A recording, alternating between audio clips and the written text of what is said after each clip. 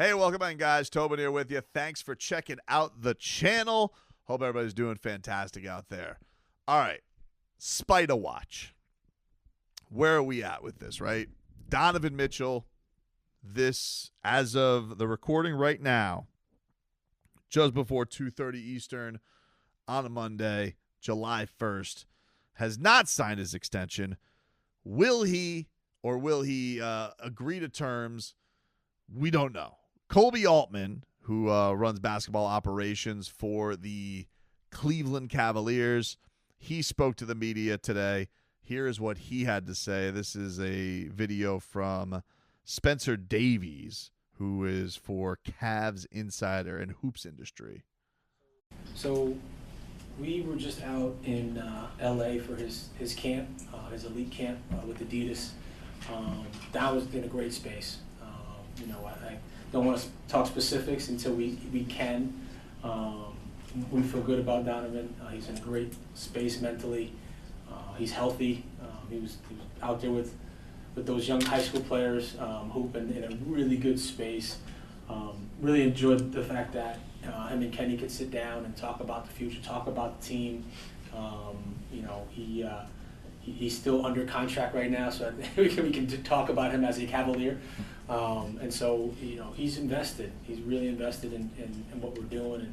And, hopefully soon we'll have more of a decisive answer on that for you. But he's been great. He's been super involved and super collaborative and very, very much pro Cleveland. All right. Very weird answer. Very weird answer. Now, this extension stuff for Donovan Mitchell, it is odd to me that there is no answer yet. It doesn't mean he's not re-signing. And in fact, my boy Leroy Horde, who has Cleveland ties, people in Cleveland are telling him it's happening. He's going to sign his extension. Who Leroy is hearing that from? Are they getting that from a Spider side? Are they getting from a team side? If I had to guess, a team side, people who are tied in with the Cavs, they do feel confident he's going to sign that extension. It's a lot of guaranteed money. They were a good team last year. They think everything's kumbaya. But it's a bit dancey around from Koby Altman, who was introducing Kenny Atkinson today. We saw the video this week from his camp, if you guys didn't. Kenny Atkinson there with Donovan Mitchell, very, very chatty. Some of the videos you could say, Donovan Mitchell doesn't exactly look like he's got the same energy he's giving back to Kenny Atkinson in that time. So, but when you say hopefully we have a decisive answer, he's very pro-Cleveland. I don't know. It's just, first of all, why are you dancing around? Like you said it he did say it in the answer, like he is a Cavalier, right? He is a Cavalier, and that you can speak of him. He's on your roster. We feel good about Donovan. He's in a great space. He's invested. Hopefully we'll have an answer for you more decisive, but he's pro-Cleveland. This is just like, it's just weird. It's a weird answer. I don't know. I feel like if I really was, and we've heard this before, like we heard this with Joe Cronin last year, where he was like, Joe Cronin, we feel great about Damian Lillard and where things are at. We want to build a winner around Dame. I'm like, okay. And then what was it? That, oh no, we officially know Damian Lillard wants to be rats off a ship, wants to be that holy hell away from this franchise and where things are at. So it was, this was the statement. He met with him on June 26th. This is Chris Haynes. I met with Dame and Aaron Goodwin this afternoon. We had a great dialogue. We remain committed to building a winner around Dame. And then, of course, we know what happened 5 days later. So I'm not calling Koby Altman a liar. He has kept a very positive forefront the entire time. He should, because he doesn't want to get fleeced in contract negotiations. They had talked that they have this weird core four of Jared Allen, Evan Mobley, Darius Garland, and Donovan Mitchell. 4 guys, very, very good players and very talented all over the place, but maybe a bit of a weird fit all over the place with them too. So Kenny Atkinson, who is a good coach, has to figure that thing out. He had a little bit of that with Brooklyn, where he had to figure some non-perfect fits out, and they were a decent team. But they've already been a decent team. I would imagine if you're going to fire your coach, you're expecting to go from decent to actual contender. And so where does Donovan Mitchell feel about that? Because the other piece of this is the Darius Garland thing, where Darius Garland is sitting here and his agent has already made it known that if Donovan Mitchell does stay, he wants to go. So is there a level of Donovan Mitchell that's like knowing what the roster is and knowing where Darius Garland and his agent are at, that he already knows that the what they have in Cleveland is going to get worse no matter what? That to me is the fascinating thing. I'm not going to get this is bar none when I don't get upset about the other stuff, because this has always been, in my mind, if the Heat are going to improve, it is Donovan Mitchell not signing the extension and him forcing his way to Miami. It is a little bit out of the Heat hand.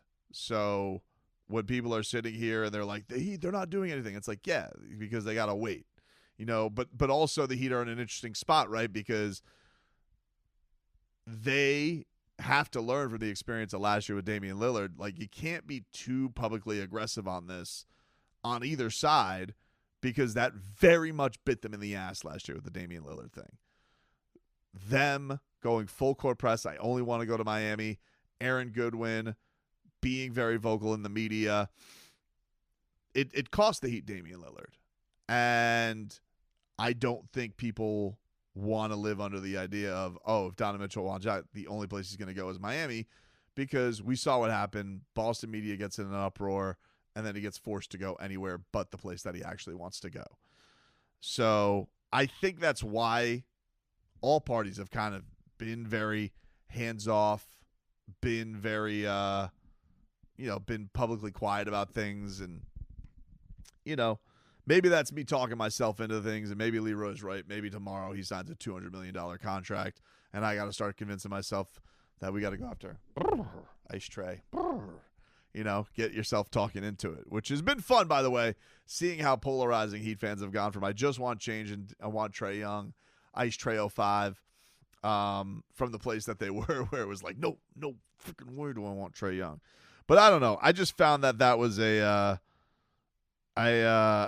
just found that was a very interesting thing. And I shout out to Hot Take Harry, who posted on Twitter. He says, an old Altman cut that said, we continue to have a good dialogue with LeBron's management team. I think LeBron has more than earned the right way to approach his contracts. He's done that before, so this is nothing new for us. Yeah, I don't know. I just think that I found all of the vagueness of it very, very. I thought it spoke volumes. I thought the vagueness of it spoke volumes, but I'm gonna probably make things whatever I want them to be, right? So that's just, I just was like, wait, what? He's very pro Cleveland. He was he was decisive in all of this. I was like, okay, all right, man, if you say so. That's where things are at right now. That he is he's very invested in what we're doing, and he's very pro Cleveland. There's another quote here from Sam Amico that says, Kenny Atkinson had a great sit down with Donovan Mitchell this weekend. Talk basketball rosters and personal stuff. First thing is to establish relationships. Oh, as I'm doing this, by the way, Shams bomb. Klay Thompson intends to sign with the Dallas Mavericks. So, can't wait for a bunch of Heat fans to reply, Sleepy Pat. Can't believe you didn't get Klay Thompson. Here we go. Klay Thompson, 3 years, $50 million with a player option. 3 years, $50 million for Klay Thompson with a player option to join the Dallas Mavericks. End of an era. Klay Thompson is not staying with the Golden State Warriors. Pretty crazy. That's a pretty crazy thing to see. So, yeah, man, the Donovan Mitchell thing is not. Look, when it's over, it's over. If he signs it, we'll rail against it, and we'll say, where the hell do the Heat go from here? Because I think it's a fair question. Once that is over, once it is dead, buried in the ground, maybe some Heat fans are just accepting of it. Maybe you don't want to get burned like the Donovan Mitchell year. I'm here to get burned. I'm definitely not following it like the Dame thing, because I got in some sick places last year, like following like Dame's relatives. I'm like, please tweet something.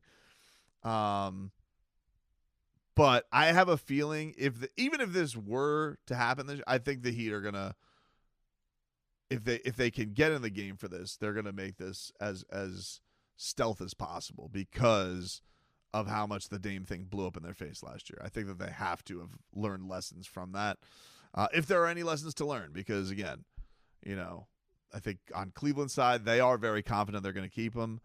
They probably think they're the better team than Miami. I think that they have a lot of reasons to feel that confidence. But some of this word salad that their GM is putting out, odd, just very, very strange. I don't know. I found all of it when I read these quotes. I was like, what the hell is that? Like that's kind of just what I was like looking at. I'm like, the hell is that? Why are you so weird about talking about your own guy?